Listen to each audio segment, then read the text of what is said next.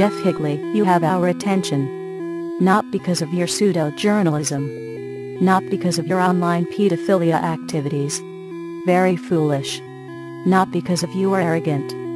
Not because of your self-righteous crusades against false enemies in the name of the First Amendment. You do not have our attention because of your connection to the cult of Scientology and Operation De-education. Not because of you try to suppress the voices of those that speak out against your crimes. You have our attention because the internet is serious business.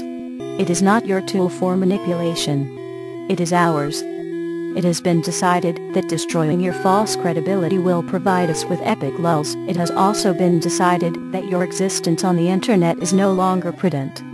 As you see, this year chat logs gathered by our undercover pedophile catchers from the past few weeks at teenchat.com have been forwarded to the Federal Bureau of Investigation along with your Internet Protocol and MAC address. Chat logs will also be sent to Internet Protection Agency Perverted Justice, your immediate family, your neighbors, your local law enforcement, and your place of employment.